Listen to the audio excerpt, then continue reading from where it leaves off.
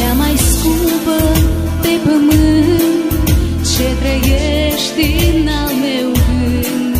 Cea mai sfântă în viața mea ești doar tu, măicuța mea, când mi-e suflet. Mă numesc Svetlana, suntem de la compania Moment Semnificativ. Știm că dumneavoastră sunteți astăzi omagiată și cu această ocazie surpriza vine pentru dumneavoastră. Vă dați seama din partea cui vine surpriza? Am intrat voi că seama, din partea copiilor și a nepoților. Țineți, bine. Toată dragostea. Doar trei de flori.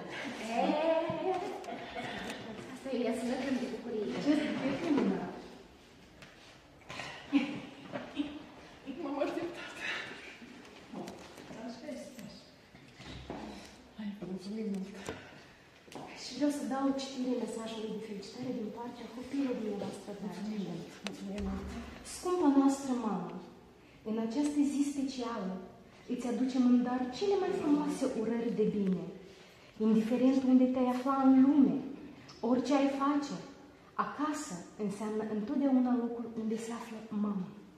Chiar dacă acum suntem departe de tine, ești mereu în sufletul nostru și abia așteptăm să ne vedem și să te îmbrățișăm cu mult dor. Vrem să te știm tânără, frumoasă, veselă și sănătoasă, să ai parte doar de bucurii, împliniri, de mult noroc și fericire. Astăzi ne închinăm în fața ta și îți mulțumim pentru tot. Te iubim și te cuprindem cu drag la mulți, mulți ani, cu mult dor din partea copiilor Pavel, Angela și Ion. Vă mulțumesc. La mulți ani. Și eu îți doresc mult sănătate, asta și să-i păzească Domnul, să aibă bucurie și să mă bucur de dânșic și așa mă bucur și doresc să-i păzească și paza Domnului și să mă mai mulțesc cu nepoți și cu asta bucurie. Și vă mulțumesc și mulțumesc din suflet, mi-avansă la fel. Să-i păzească Domnul, să-i păzească.